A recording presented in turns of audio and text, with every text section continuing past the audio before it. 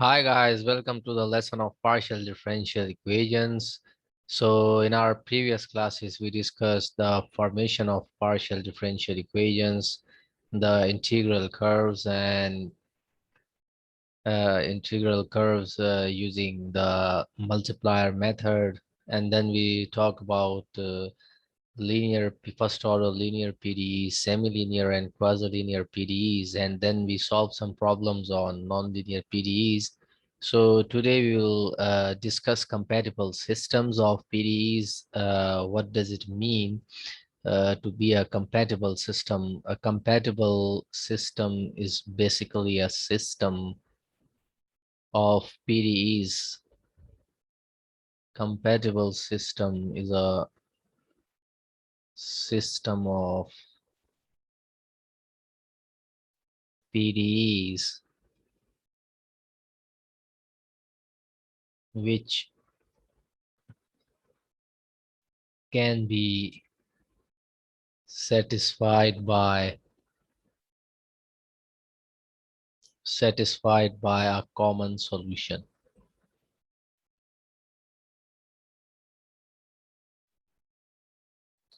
So when we talk about compatible system, then we say that the system, if the system is compatible, then we say that the system have a common solution and which satisfy the partial differential equation. So we will take an example and we will solve it using the method. So let's say that we are given the question.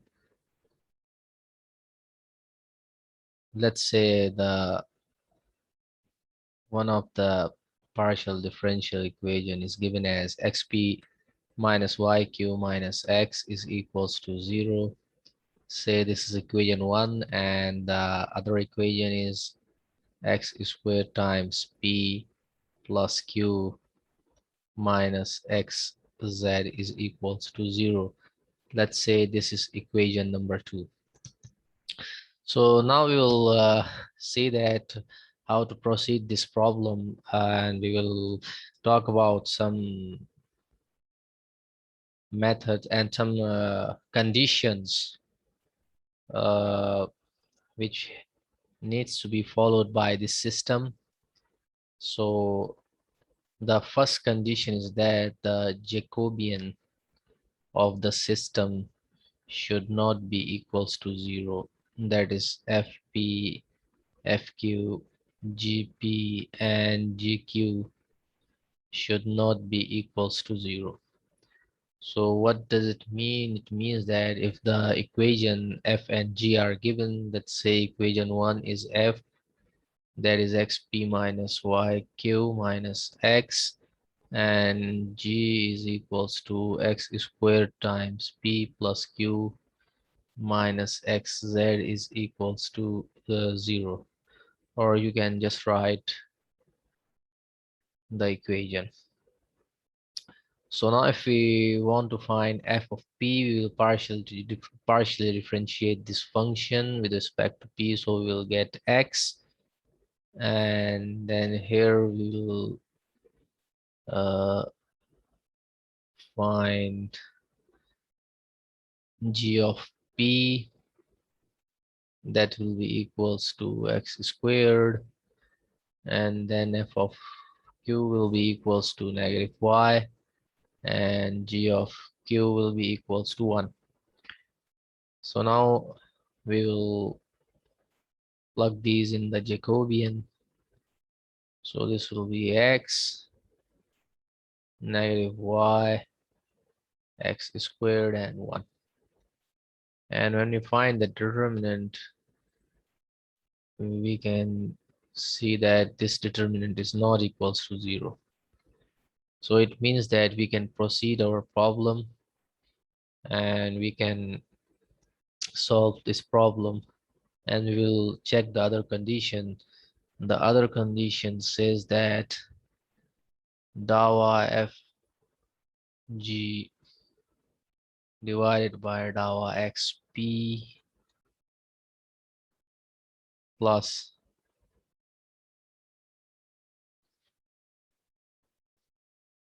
p times dawa fg divided by dawa zp plus q times dawa fg divided by dawa zq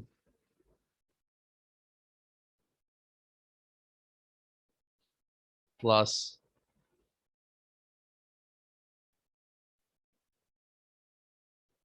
dawa fg divided by dawa yq should be equals to 0. So these are the two conditions. This is condition number 1 and this is condition number 2. So condition number 1 is satisfied and now you'll work for condition number 2. So to work for condition number 2, you have to find these elements. So let's take this element. This is equals to the determinant of fx, fp, gx, gp, that will be equals to, so fx is the derivative of the function with respect to x, that is the partial derivative. So this will be equals to x squared, or we can just write it directly, f of x multiplied by g of p, that will be x squared multiplied by p minus 1 minus x multiplied by 2px. So this is equals to, and it's also minus z in the box. So here it will be negative z, and this will be equals to negative x squared p minus x squared plus xz. Next, we will find dawa fg divided by dawa zp. This is equals to fz, fp, gz, and gp.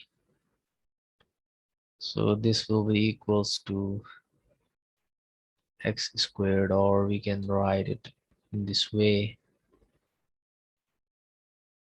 This will be equals to 0 times x squared minus x times negative x, that will be equals to x squared. So dawa fg over dawa y comma q is equals to fy fq gy gq. So this will be equals to negative q times 1 minus 0 times negative y. So this will be equals to negative q. And finally, we will find dawa z comma q. So this is fz, fq, gz, and gq. So that is equals to 0 times 1 minus negative x times negative y. So this is equals to negative xy. Now we will plug these in the condition and we will check either this is equals to 0 or not. So let's do that. So this will be xz minus x squared p minus x squared minus q plus p times x squared plus q times negative xy. So this will be cancelled with this, and you're left with xz minus q minus qxy. So now we have to check this, either this is equals to 0 or not. So now we, from equation number one implies that equation number one, equation number two, not equation number one, equation number two we will use here. Equation number two implies that x squared p is equals to x y cube plus x squared.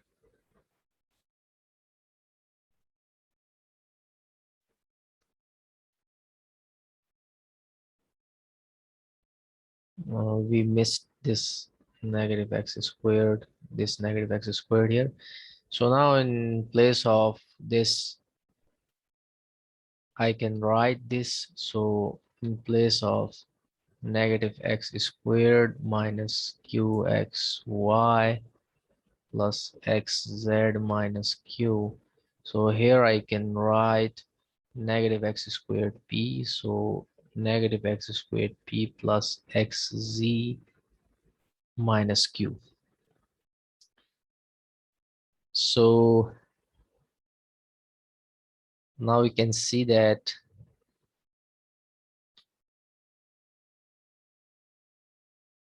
we get back to the equation, that is equation number two.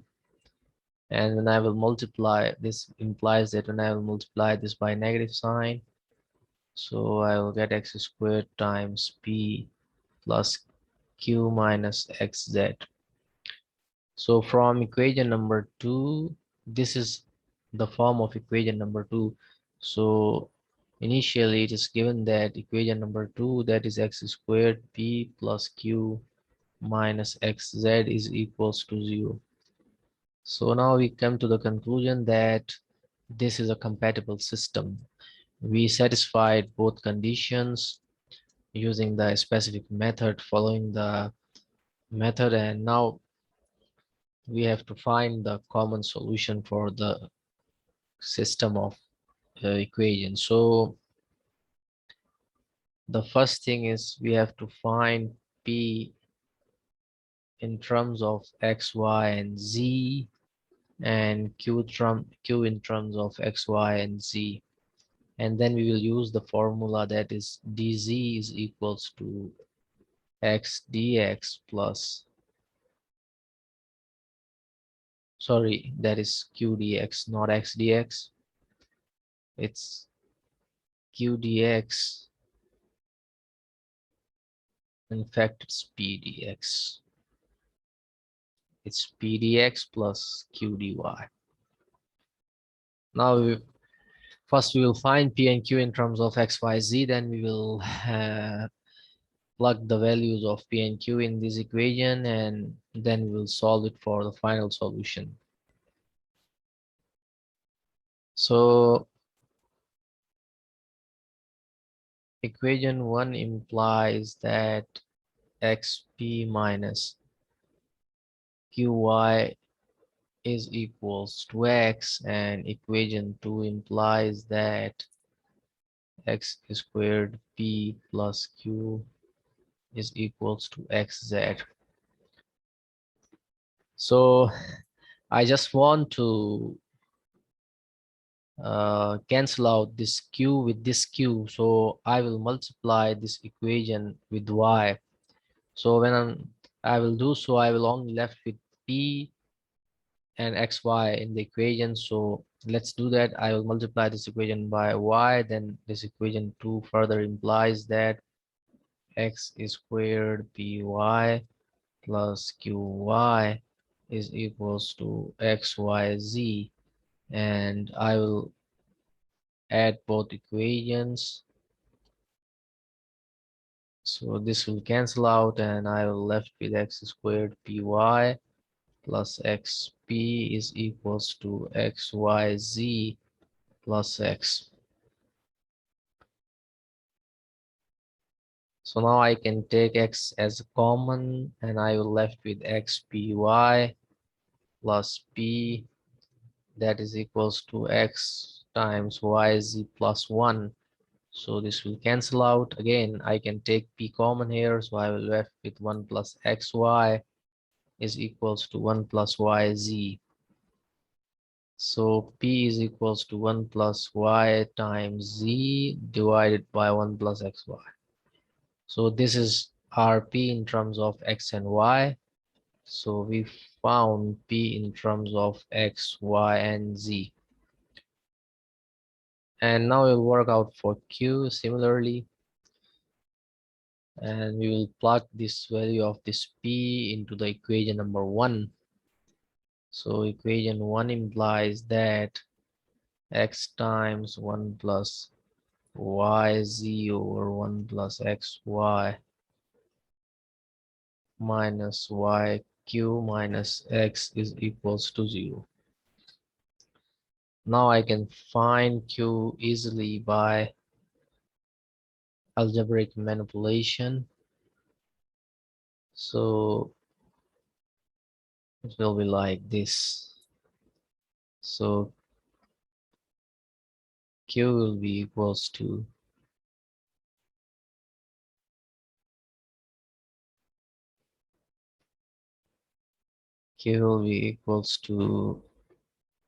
x plus xyz minus x minus x squared y divided by 1 plus xy times y. So this x and x will cancel out. This implies that we can take y as common, so we will left with xz minus x squared in the bracket, and in the denominator 1 plus xy times y. So this y will cancel out and we will only left with x times z minus 1 over 1 plus xy. So now we can use this p and q in the equation of dz is equals to p dx plus q dy. And remember that the equation of p and q should be in the form of x, y, and z. So now we can proceed further and we'll use this equation. So dz is equals to p times dx, where p is 1 plus yz over 1 plus xy times dx plus q, that is xz minus x squared over 1 plus xy times dy. So I can take 1 plus xy as a LCM. So I will left with dz is equals to 1 plus yz times dx plus xz minus x squared times dy divided by 1 plus xy.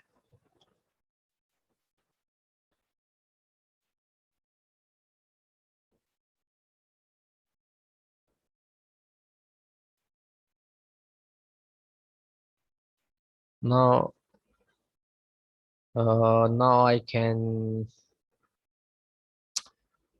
do something, that is dz minus dx. I will subtract dx on both sides to get some form. So it will be like this, dy divided by 1 plus xy minus dx.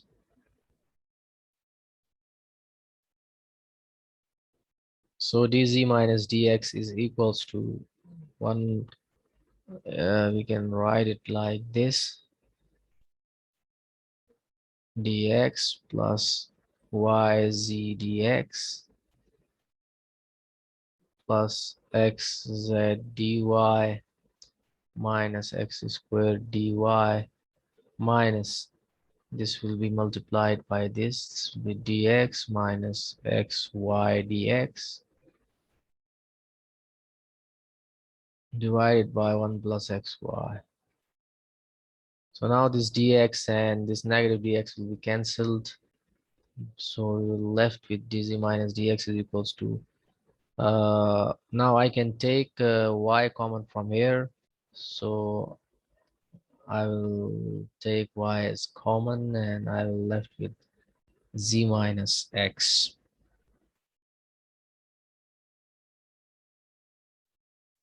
dx.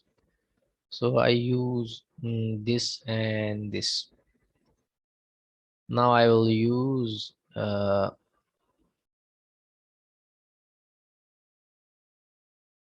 this and this one. So I will take x as common. So I will left with z minus x in the bracket with dy over 1 plus xy. So now this z minus x is common, so I can move it to the left hand side at the bottom by the cross multiplication. So in on the right hand side I will left with this function, which is equals to, now this function is equals to d of xy over 1 plus xy.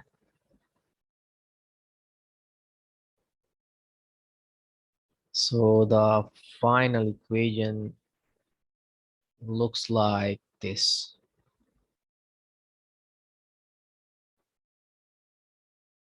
So I can integrate this equation because this is z minus x and the derivative of z minus x is in the numerator, that is dz minus dx, and here the derivative of 1 plus xy is in the denominator, that is d of xy. So I can integrate this and I will get ln z minus x and ln 1 plus xy plus ln c. Now using the rule of log, I can write this as z minus x is equals to c times 1 plus xy, or I can write as z is equals to c times 1 plus xy plus x. So this is the final answer, and this is the solution that will satisfy both of the partial differential equations, and you can verify by applying the derivatives from this z partial derivatives that are p and q, and then plug back to the equations and you can verify your solution. So hope you guys learned from this lesson, and thanks for watching. Goodbye.